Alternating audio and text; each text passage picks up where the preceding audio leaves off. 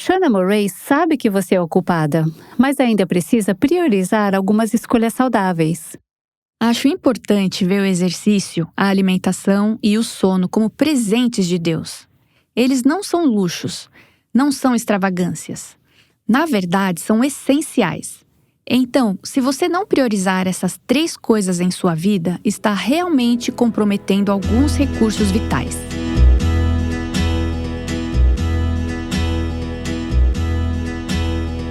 Este é o Aviva Nossos Corações, com Nancy DeMoss Wogemuth, na voz de Renata Santos. No primeiro episódio dessa série, Shauna Murray compartilhou sobre um período em que passou por depressão. Ela estava desanimada e esgotada.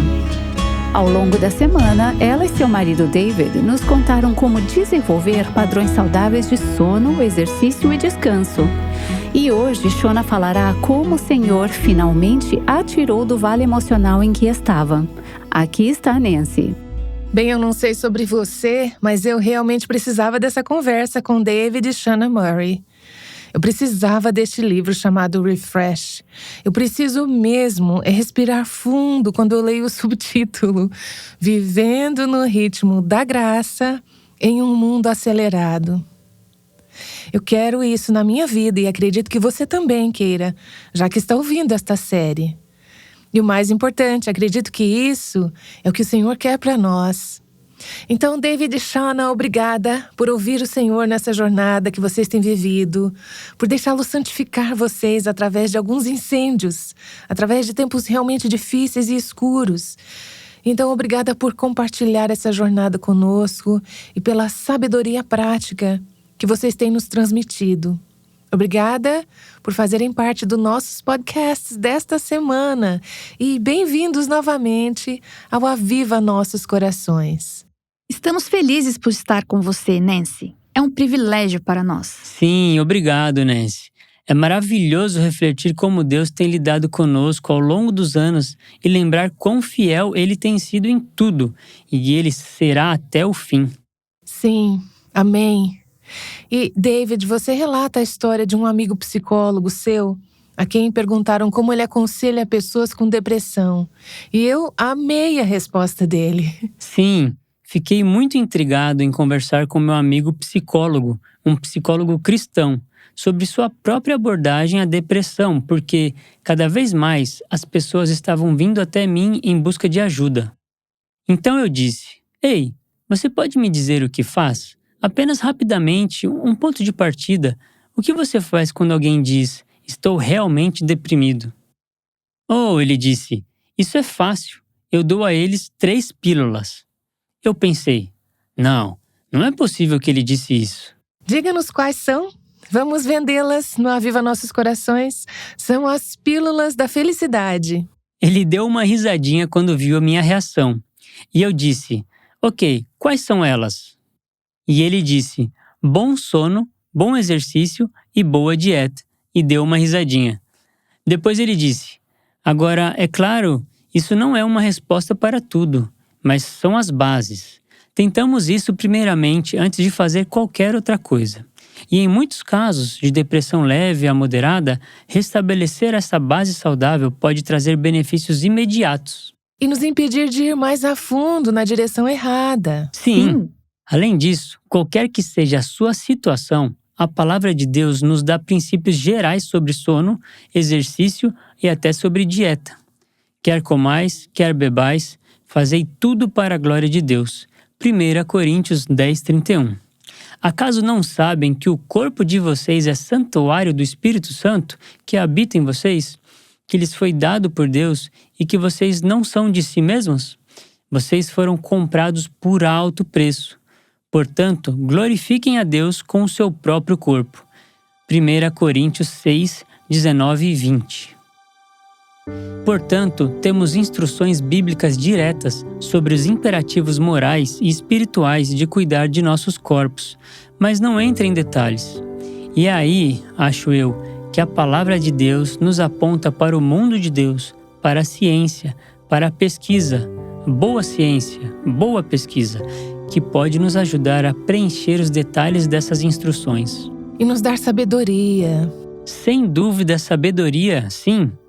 Existem milhares de pesquisas sobre a importância do sono, do exercício e também da dieta, é claro.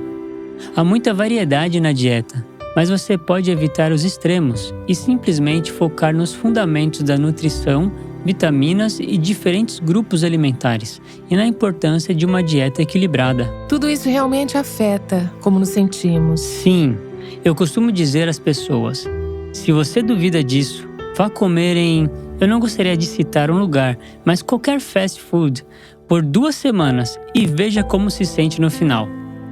A comida afeta nosso humor. Afeta nossos níveis de energia, nossa capacidade de lidar com a pressão. Sim. Vou compartilhar um testemunho aqui. Decidi há 1 mês, mais ou menos, que precisava cortar o açúcar, que é tão altamente viciante, está fazendo diferença na minha capacidade de lidar com a pressão. Eu não estou dizendo, faça um Deus de não consumir açúcar. Mas essas coisas, qualquer coisa em extremo, vai impactar como nos sentimos e podemos responder à pressão. Sim, acho que essas 2 áreas, comida e humor, comida e mente. O que colocamos em nossas bocas afeta como nos sentimos e como pensamos. A qualidade é determinada pelo que colocamos. Não é difícil encontrar boas pesquisas sobre essas coisas. Você não precisa se tornar fanática. Você não precisa se tornar uma extremista. Essa é, novamente, a nossa tendência. Mas estabeleça bem a sua base. Falamos mais a fundo sobre isso no livro. E espere por 1 semana ou 2 e comece a sentir e pensar de forma diferente. Bem, vocês falaram sobre muitas áreas práticas e vocês expandem mais sobre elas no livro Refresh. Uma das áreas, Shana, que você mencionou no primeiro dia desta série, enquanto estava em um lugar profundo e escuro da depressão, ansiedade, muitos sintomas físicos e fisiológicos. Você era médica. Sim. Você tratava outras pessoas, mas estava lutando muito pessoalmente. Você falou sobre isso no primeiro programa. Quero voltar a isso um pouco mais, porque as pessoas têm muitas perguntas sobre isso. E é que um médico amigo seu recomendou que você tomasse algum medicamento, um antidepressivo, para ajudá-la a sair desse vale. Eu não sei como você disse, mas neste livro você escreveu uma seção muito útil sobre algumas coisas a ter em mente em relação à medicação. Claro, não estamos tratando as pessoas aqui neste podcast, mas sabendo que isso é tão comum hoje e que os médicos são muito rápidos, eles têm 15 minutos com você e estão tentando ajudá-la a se sentir melhor. Há muita predisposição em prescrever remédios. E você é médica, então você dá algumas dicas, eu acho, realmente práticas e sábias a serem consideradas sobre antidepressivos, sobre medicação. Ajude-nos a pensar um pouco sobre isso. A coisa-chave sobre medicação e depressão é que você não deve se apressar nisso, mas também não deve recusar tomar medicamento. Eu nunca sonhei que estaria em uma posição em que fosse necessário, mas quando me encontrei num vale tão profundo e percebi que estava à beira de um precipício, sabia que havia uma coisa que eu poderia fazer na prática, que era tomar o remédio e vê-lo como um presente de Deus, sabendo muito bem que ele não seria a solução exclusiva para o problema. Nunca é. Não era uma pílula da felicidade que faria todos os seus problemas desaparecerem. Não é uma pílula da felicidade. Você não vai se sentir melhor amanhã. E você também não vai ficar viciado nela e ter terríveis efeitos colaterais e de abstinência. Há um pouco de especulação sobre isso, mas é muito importante lembrar que este é um presente de Deus. Mas esteja consciente que essa é uma das várias estratégias que você precisa abraçar se for superar a depressão. O que ele faz é ajudar sua mente a se endireitar para que você seja capaz de olhar para os outros fatores que a colocaram nessa posição em primeiro lugar. Circunstâncias da vida, estilo de vida. Muitas vezes não é uma coisa que a levou a esse grau de burnout e, finalmente, depressão. E é claro, você não deve esquecer também que em alguns casos há predisposições genéticas também. Mas, se tudo o que eu tivesse feito fosse continuar na medicação, eu não estaria tão bem como estou hoje, porque, ao longo do tempo, tive que entender a importância de avaliar a minha vida e focar nas 3 áreas-chave que David mencionou: sono, boa dieta e exercício. Acredito que tinha uma alimentação razoável, porém costumava comer com pressa. Colocava minhas necessidades em segundo plano, até mesmo pulando minhas próprias refeições. Desde que as crianças e David fossem alimentados, eu poderia deixar de comer ou engolir minha refeição rapidamente. E isso não parecia ser um grande problema, mas na verdade era um problema. O exercício, que tinha sido uma parte tão importante da minha vida, tinha parado completamente. Então, havia toda essa adrenalina circulando no meu corpo, através do estresse e pressões diárias constantes, 24 horas por dia e 7 dias por semana. Quer seja atendendo às necessidades das crianças ou questões de trabalho, ou durante a noite, quando os filhos mais velhos que estão na faculdade ligavam com problemas, ou as crianças às vezes ficam doentes no meio da noite. Então, tudo isso estava acontecendo tão rapidamente e danificando a minha mente e minhas emoções e, em última análise, minha alma, minha vida espiritual. Não tinha para onde fugir. O exercício é quase como uma válvula de escape que você abre e deixa uma oportunidade para a adrenalina sair. O exercício era uma parte tão importante da minha vida e o fato de eu tê-lo interrompido, colocado na prateleira, assim como coloquei muitos dos meus cuidados pessoais na prateleira, um tempo de descanso, o tempo para relaxar. Eu havia parado com tudo. Porque você estava cuidando dos outros. Estava. Mas então você chegou a um ponto em que não podia cuidar de ninguém. Exatamente. Eu pensava, bem, os missionários foram para os países estrangeiros sem confortos. Posso viver desde que eu tenha comida. Do que estou reclamando? Eu tenho confortos, água quente, eletricidade. Não preciso dessas outras coisas. Mas eu preciso. Eu precisava. Isso me lembra quando você está em um avião e eles falam sobre as máscaras de oxigênio. Eles dizem, se você estiver com uma criança, coloque a máscara sobre a sua própria boca primeiro, em caso de emergência, e respire. E então você pode ajudar seu filho a obter oxigênio. Se você não está respirando a graça de Deus e os meios de graça que Deus deu para oxigenar o seu próprio corpo, alma e espírito, então o que você tem para dar a mais alguém? Exatamente. Acho importante ver o exercício, a alimentação e o sono como presentes de Deus. Eles não são luxos, não são extravagâncias. Na verdade, são essenciais. Então, se você não priorizar essas 3 coisas em sua vida, está realmente comprometendo alguns recursos vitais. E isso afeta você, afeta sua família, afeta muitas áreas de sua vida. Então, resumindo, a medicação talvez seja necessária. Não tenha pressa em tomá-la, mas também não deixe para depois a ponto de ser tarde demais. Quanto mais fundo no buraco você estiver, mais longa será a escalada de volta. Há pessoas que tentamos ajudar, mas que ouviram coisas ruins sobre remédios e dizem: não importa o que eu faça, nunca vou tomar remédios. E talvez, 1 ano depois, estejam em uma situação tão difícil que tenham que tomar. E pensam, se apenas 1 ano atrás eu tivesse concordado ou pelo menos considerado essa opção, talvez eu não estaria nessa situação agora. Eu vi situações com famílias que foram impactadas e sim, parte do motivo é que temos medo porque ouvimos coisas ruins. Temos medo de que não seja espiritual. Mas, para mim, havia uma questão de orgulho. E talvez isso seja, no fundo, o orgulho. Se eu tomar medicação, não tenho mais tudo sob controle. Preciso aceitar que sou fraca. Isso significa que, se eu for ao oftalmologista, como fiz outro dia para verificar minha lente de contato, qual medicamento você está tomando? E eu conto. Costumava dizer isso baixinho, esperando que eles não tivessem entendido direito. E acho que essa é uma das principais razões pelas quais as pessoas dizem: eu nunca vou, eu não vou. Sim, Elas têm preocupações espirituais, mas acho que a raiz disso pode ser muitas vezes o orgulho, e certamente para mim foi. E não foi até eu estar desesperada que agarrei o remédio como um colete salva-vidas. Eu estava afundando. Sim, e o que apreciei ao ler a sua história é que você não usou isso como um substituto de outras estratégias que ajudariam a reconstruir seu corpo, alma e espírito.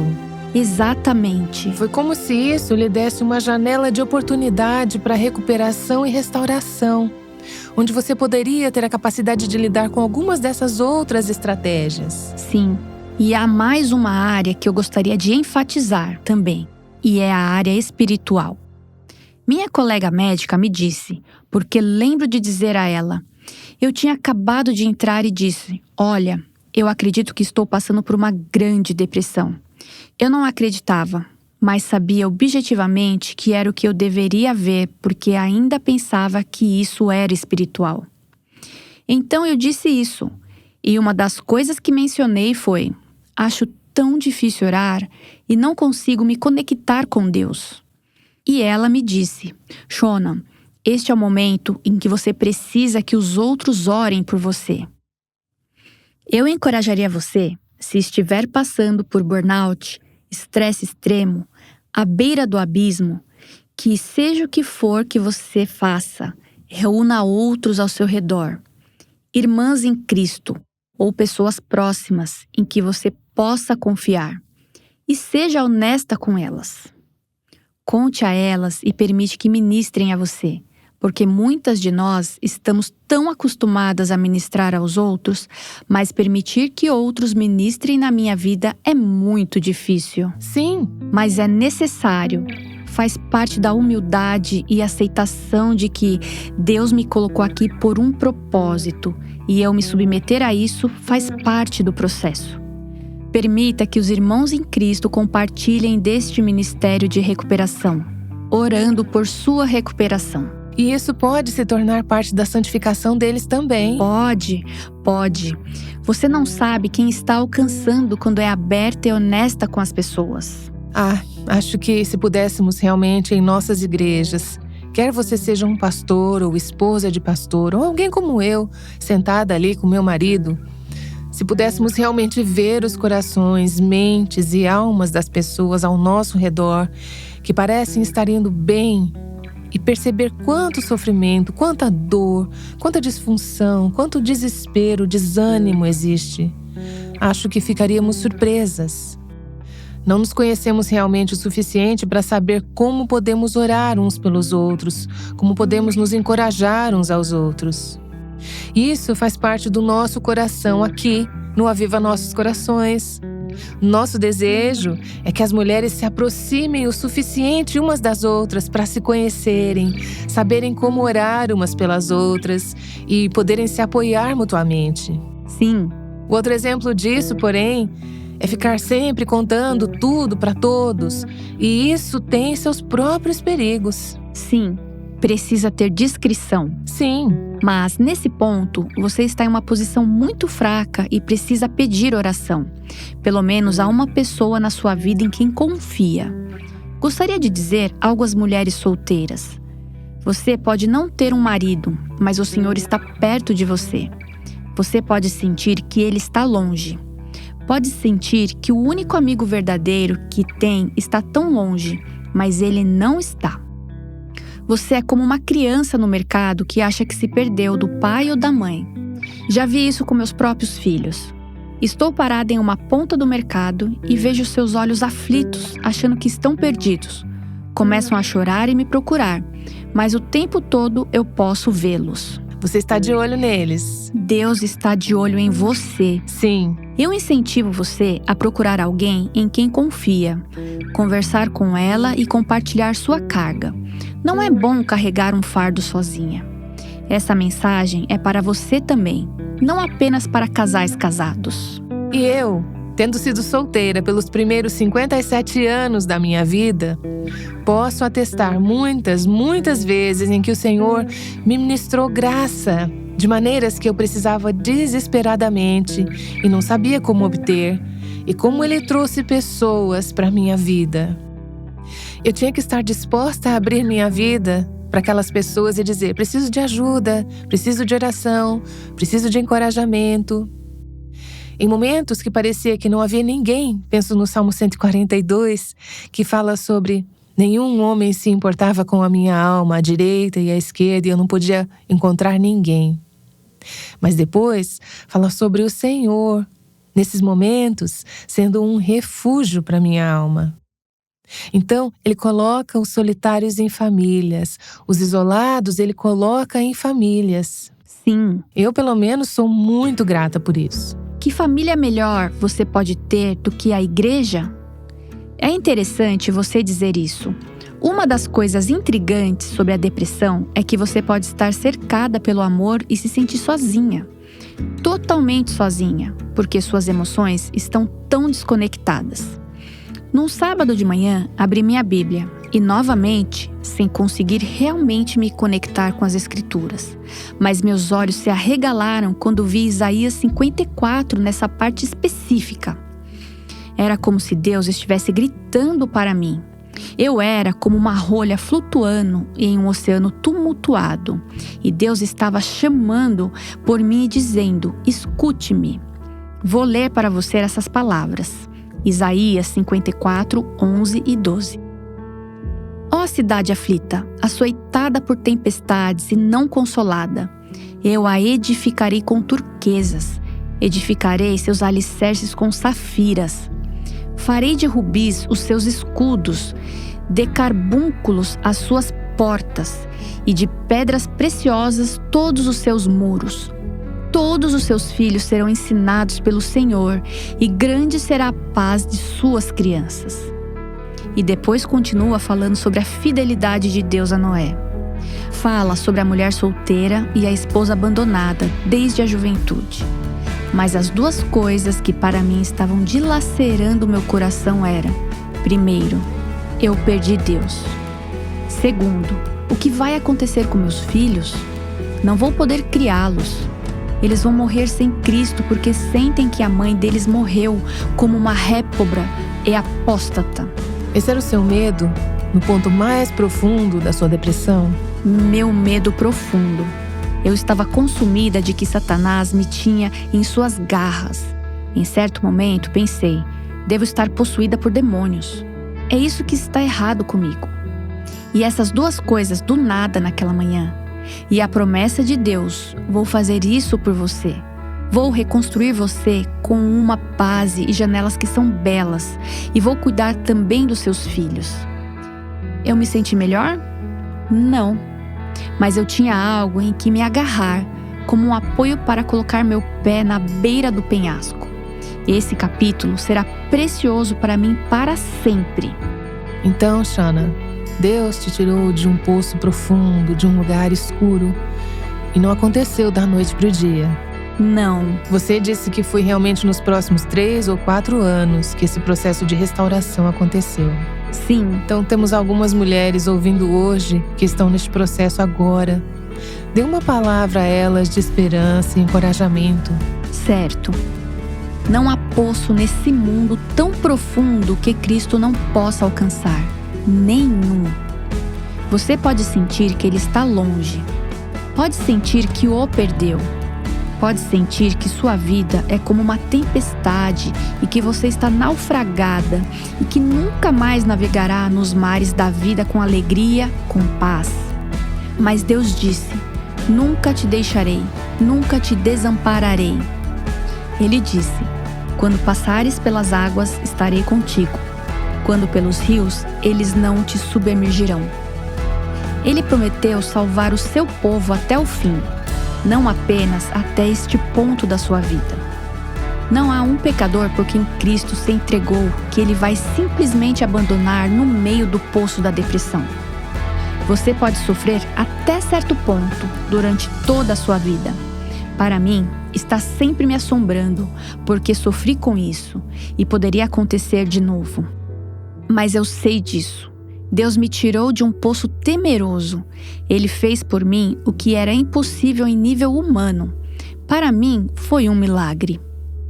Eu costumava chorar muito. Costumava dizer a meu pai: Pai, eu preciso de um milagre. Ele dizia: Claro que você precisa. E então ele dizia: Deus pode fazer isso. E ele fez. E ele fará. Não importa quão mal você se sinta. Não importa se você acha que perdeu Cristo. Cristo não pode te perder, senão ele deixaria de ser. Você está tão seguro em Cristo quanto ele está seguro no amor do Pai. E isso nunca pode mudar. É inabalável. Ele vai te tirar disso. Deus nos deu meios. Ele nos dá comida. Temos que pegar a faca e o garfo. Temos que pegar a colher para comer a sobremesa. Ninguém mais pode fazer isso por nós. Deus nos deu a comunhão cristã. Ele nos deu sua palavra. Ele nos deu exercício. Ele nos deu sono. E ele nos deu remédio. Cada uma dessas coisas, se você as receber como presentes de Deus e der a Ele a glória para cada uma delas, mesmo aquelas das quais você não tem tanta certeza, mas as receber com gratidão, Ele abençoará. E a chave é que, se você vir isso como sua boa mão, Ele a abençoará. Um dia, você olhará para trás e se alegrará que suas aflições foram, sim, por uma temporada, mas produzirão frutos em sua vida de uma maneira que você nunca sonhou. Nunca em meus sonhos mais loucos pensei que estaria sentada aqui hoje, não apenas com você, mas longe do meu próprio país, em um país distante, onde hoje estou aqui como cidadã dos Estados Unidos. É a coisa mais louca e maluca que eu poderia ter imaginado. Mas aqui estamos, por causa da depressão, porque isso levou David a se interessar por isso. Você pode seguir esses passos desde o começo. Se eu soubesse disso na época, teria facilitado? Um pouco, mas Deus escolheu não nos mostrar nada disso. Temos que viver pela fé. E quando tudo mais falha, você tem que confiar em Deus. Ele sabe o que está fazendo. Shona Murray trouxe palavras de esperança a quem está no Vale da Depressão, como ela experimentou. Ela e seu marido David têm conversado com Nancy DeMoss Wogemuth e já voltam. Ao longo dessa temporada de depressão, David e Shona aprenderam muito e compartilharam suas visões em um livro chamado Refresh, Vivendo no Ritmo da Graça em um Mundo Acelerado. Shona é médica e David é pastor. Eles trazem insights preciosos dessas experiências vividas. Acredito que este livro vai ajudar muitas ouvintes a redefinir algumas prioridades e criar novos hábitos em torno de uma alimentação saudável, sono, exercícios e momentos de descanso. Acesse o nosso site e adquira hoje mesmo a sua cópia desse livro tão prático. www.avivanossoscaracóis.com. Aqui está Nancy de volta com Shona e David. Obrigada, Shona e David. Essa semana foi muito enriquecedora, rica para minha própria alma. E sei que também foi enriquecedora para as nossas ouvintes. David, você poderia encerrar nosso tempo orando por nossos ouvintes e pedindo a Deus que traga à memória as verdades que foram compartilhadas esta semana, necessárias na vida de nossas ouvintes, e as faça enraizar em seus corações? Nosso amado Pai Celestial, agradecemos tanto por seu amor constante e fidelidade e por todos os meios que tens fornecido para seu povo sofredor e aflito neste mundo. Nos deste a sua palavra, nos deste seu povo, sua igreja, nos deste tanto para nossas necessidades físicas, mentais e emocionais e espirituais. Tu és um Deus cheio de graça, cheio de bondade. Pedimos ajuda para receber essas graças, para receber esses presentes e abraçá-los como sinais do seu amor. Lembramos das muitas ouvintes sintonizadas nessa transmissão que estão no poço, passando pela escuridão e sentem que não há esperança. Lembre-as, Senhor, Mesmo através dessa história de Shona e de nossa conversa, que sempre há esperança, porque Tu é o Deus de toda a esperança, o Deus de todo conforto.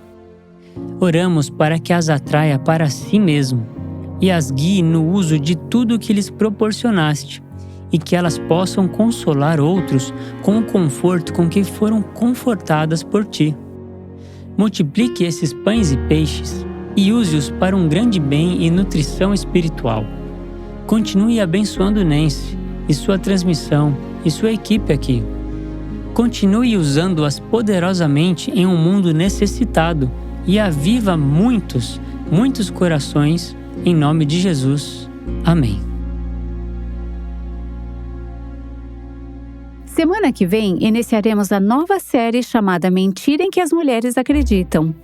Tenho certeza que essa série vai te trazer libertação de pensamentos e crenças que estão profundamente enraizados em seu coração, mas que não são necessariamente verdadeiros à luz da Palavra de Deus. Nancy escreveu o livro Mentira em que as Mulheres Acreditam e a Verdade que as Liberta, e o livro Mentira em que as Jovens Mulheres Acreditam, com a coautora Dana Gresh. Dana estará aqui na próxima semana para nos contar como a verdade está libertando as jovens mulheres. Aguardo você na segunda-feira aqui no Aviva Nossos Corações. Tenha um final de semana abençoado. O Aviva Nossos Corações é o ministério em língua portuguesa do Revival Hearts, com Nancy DeMoss Wogemuth, chamando as mulheres à liberdade, à plenitude e à abundância em Cristo.